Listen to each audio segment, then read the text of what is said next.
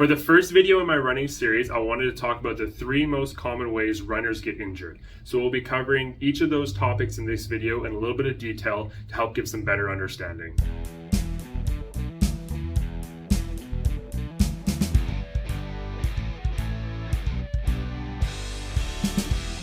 One of the first reasons why most runners get injured is due from a change of running volume. And this is a sudden change, not a gradual change over time.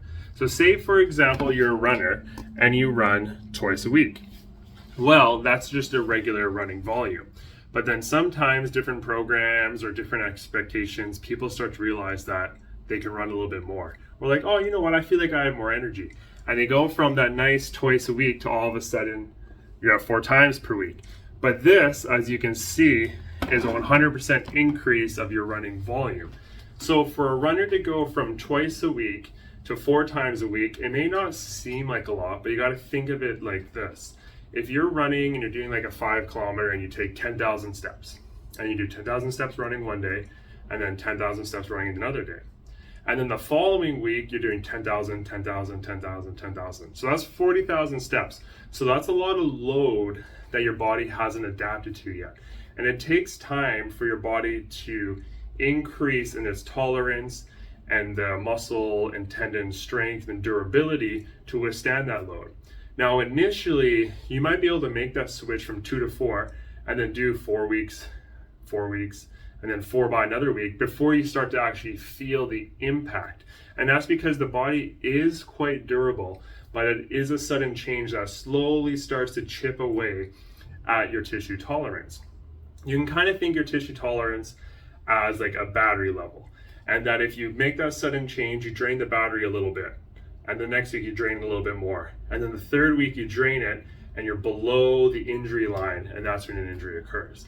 So it's really important that when you're trying to change your volume of running, instead of going from like 2 days to what your desired outcome is of like 4 days a week, you have to make sure you do like 2, 2.5, 2.5 again, 3, 3 again, 3.5 again, 4, just as an example. But you just want to gradually build yourself up over time to get to the point of where you want to be.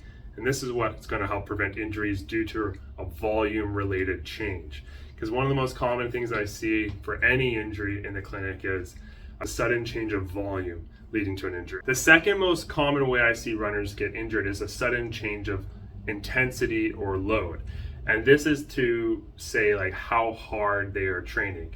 If you're a jogger who runs at a nice comfortable 7 minute per kilometer, and then all of a sudden you're trying to start adding a 5-minute kilometer in there, or you're starting to add hills or sprint intervals, and you just made that change, like one day you're just jogging and the next day we're adding speed work at like full intensity. That sudden change of intensity requires a different demand of your muscles and tendons. It's requiring just from a slow, steady state, like type B muscle, slow twitch fibers, to going to your fast twitch muscles and recruiting a lot of power. So going from a slower intensity and then to a higher intensity or load, you have to, again, gradually build up for it. Not go from, if you're running at 60% of your ability and then going to 100%, because that sudden load change is going to require more demand for your muscles and tendons.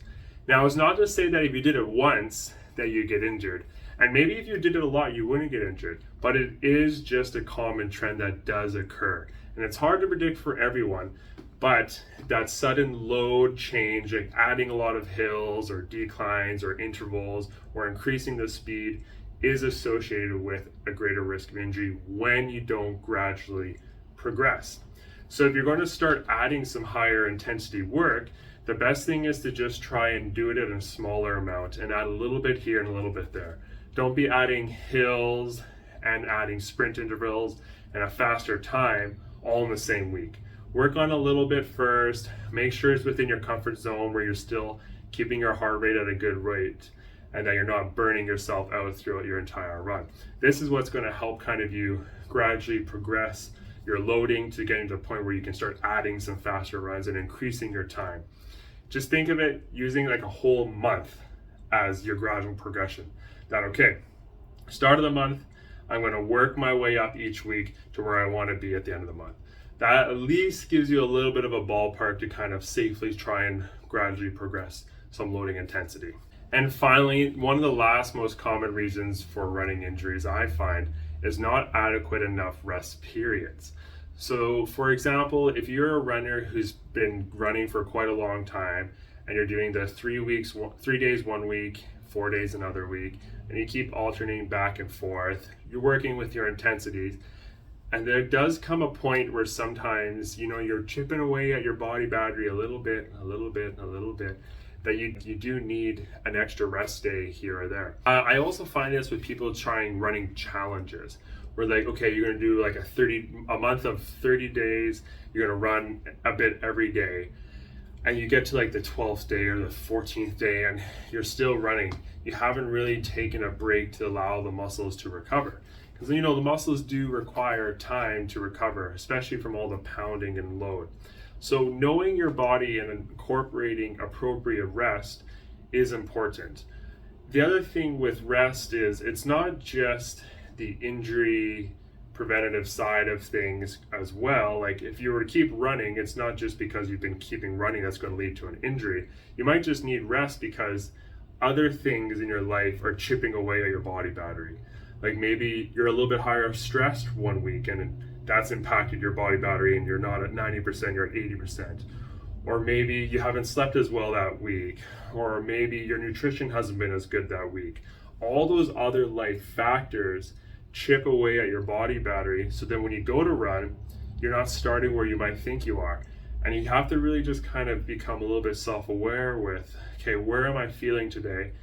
Am I going to push it on this run? Should I take an extra rest day? Because that's when injuries occur. It's not just because the running itself. It's because it's a perfect storm of many different things. Maybe the muscles are fatigued. Maybe I'm a little bit stressed or distracted. Maybe my nutrition's been bad. I haven't been sleeping well. And then it all adds up together to lead to an injury. So that's what you want to be mindful of, is just incorporating the rest days appropriately. There's no perfect recipe for each individual. You just have to really check in with yourself and do that scan. Do I need a rest day today, or do I feel good that I can actually keep training? So the big theme with these three things, a sudden change of volume, a sudden change of intensity or load, and not adequate enough rest, is the important thing is to gradually progress yourself each week to the point of where you want to be. When you're where you're at, you want to be, you have to maintain that high level of function. What's going to keep you there, right? Take rest days when you need it, active recovery, change the activity, make sure you're getting your proper nutrition and sleep, manage your stress however you need to. It's all those different little things that you have to think about that's going to help, prevent an injury as best you can. Again, you can't predict everything, but at least gives you some things to kind of think about and be mindful about when you're starting to run or you're starting to want to increase your intensity or train for something. I hope that helped give a little bit of insight into the three most common ways that you get injured. Stay tuned for the rest of the running series from other tips and tricks. Thanks for watching. Please like and subscribe and leave a comment below of something that you'd be interested to see next. Tune in next time.